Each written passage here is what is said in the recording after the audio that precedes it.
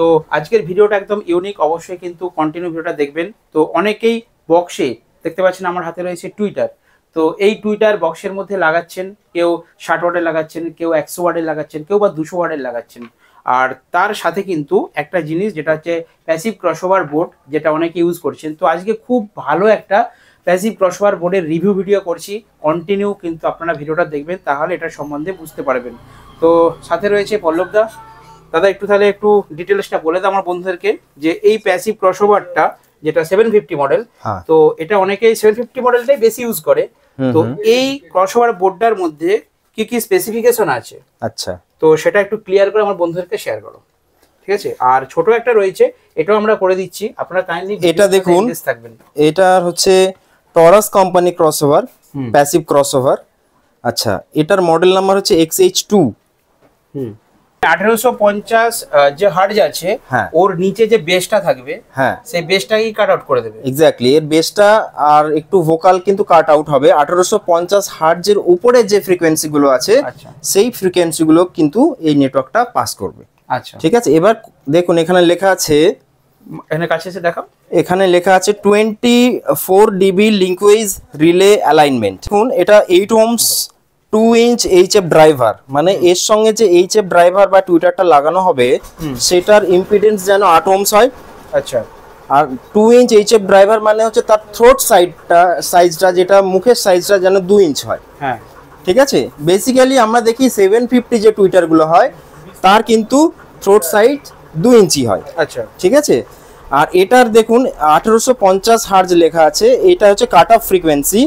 1850 hertz frequency মানে হলো এটা একটা হাই পাস ক্রসওভার, মানে 1850 হার্জের উপরে যে ফ্রিকোয়েন্সিগুলো আছে সেইগুলো কিন্তু পাস করবে এই নেটওয়ার্কটা।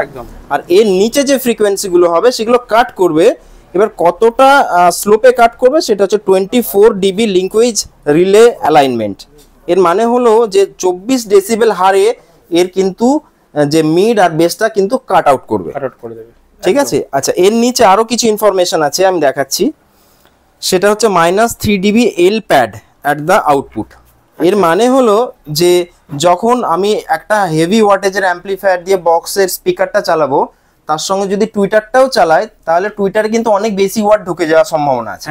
তখন টুইটারটা কিন্তু পুড়ে যাওয়ার সম্ভাবনা আছে। সেই জন্য কি করা হয়েছে, এখানে একটা -3 dB এল প্যাড ইউজ করা হয়েছে, যাতে এর কিন্তু সেনসিটিভিটিটা একটু ডাউন করা যায়, কমানো যায়, যাতে টুইটারটা একটু কম বাজে, স্পিকারের সঙ্গে অ্যাডজাস্ট হয়ে যায়। যখন আমি ভলিউমও বাড়াবো, স্পিকারটা বেশি বাড়বে কিন্তু টুইটারটা খুব বেশি বাড়বে না, টুইটারের অ্যাডজাস্টমেন্টটা ঠিক থাকবে। এক্স্যাক্টলি, ঠিক আছে। আচ্ছা, এখানে দেয়া আছে পলি সুইচ ফর ওভারলোড। আচ্ছা, ওভারলোডের জন্য দেখুন এখানে একটা জিনিস দেয়া আছে, পলি সুইচ। আচ্ছা, একটু দেখাও।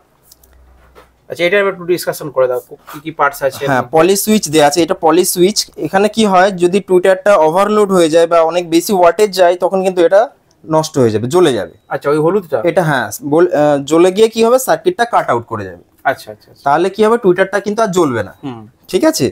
আচ্ছা, আরো একটা স্পেসিফিকেশন দেখাচ্ছি। এটা কিন্তু 120 ওয়াট AES পাওয়ার, মানে যে টুইটারটা লাগাবো সেটা কিন্তু 120 ওয়াট পর্যন্ত আমি টুইটারটা এই নেটওয়ার্ক দিয়ে চালাতে পারি। আমি যদি 100 ওয়াটের টুইটার লাগাই, সেক্ষেত্রেও লাগাতে পারবো। ম্যাক্সিমাম এটা 120 ওয়াট পর্যন্ত লাগানো যেতে পারে। 100 ওয়াট বা 120 ওয়াটের টুইটার লাগালে তাই ক্ষেত্রে এই বোর্ডটা ইউজ করতে পারবেন। মানে 750 অ্যাকচুয়ালি মার্কেটে যেটা নাম আছে, সেই টুইটার কিন্তু এই নেটওয়ার্ক বোর্ডে খুব ভালো চলবে। আচ্ছা, ঠিক আছে। আর দামটা একটু পরে আমরা লাস্টে বলে দিচ্ছি আপনাদেরকে। আর আরেকটা এবার জিনিস দেখাই, এই বোর্ডটার কোয়ালিটি দেখুন। হ্যাঁ, কোয়ালিটি একটু দেখিয়ে দিন। এখানে দেখুন দুটো ইন্ডাক্টর ইউজ করা হয়েছে। আচ্ছা, এগুলো ইন্ডাক্টর বলে? হ্যাঁ, এগুলো ইন্ডাক্টর বলে, ইন্ডাক্টর বা কয়েল। এটা হচ্ছে ইনপুট কানেকশন, এটা আউটপুট কানেকশন। এখানে কিন্তু স্ক্রু টার্মিনাল ব্যবহার করা হয়েছে। আর এর রেজিস্ট্যান্সেও দেখুন টরাস ব্র্যান্ড আছে, টরাস ব্র্যান্ডের রেজিস্ট্যান্স। আর এটা কিন্তু খুব হাই কোয়ালিটির পিসিবি দিয়ে তৈরি। আচ্ছা, পিসিবি বোর্ডটা খুব ভালো, খুব হাই কোয়ালিটি। ঠিক আছে।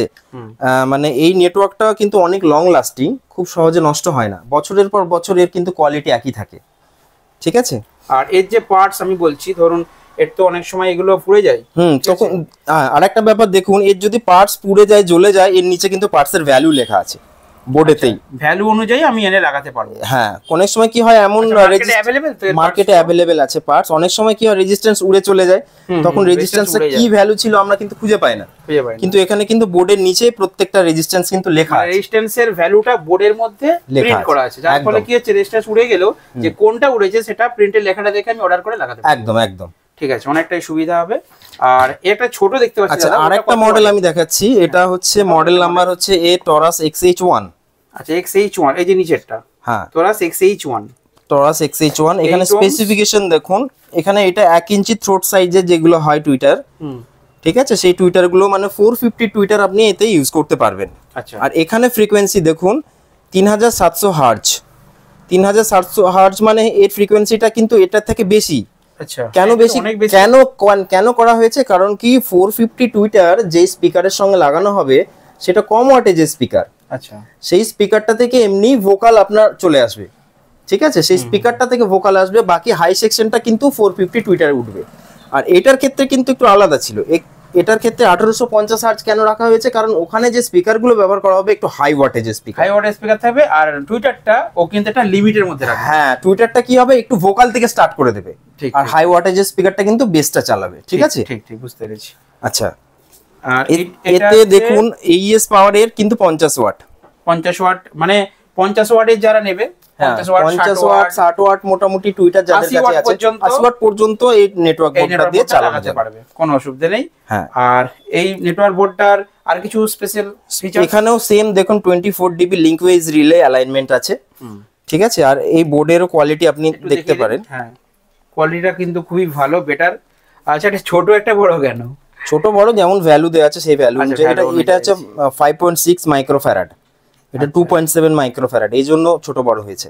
আচ্ছা, এখানেও পলি সুইচ দেওয়া আছে ওভারলোডের জন্য, ঠিক আছে। এখানে রেজিস্ট্যান্সে দেখুন ব্র্যান্ডিং করা আছে, কানেক্টর আছে, স্ক্রু টার্মিনাল।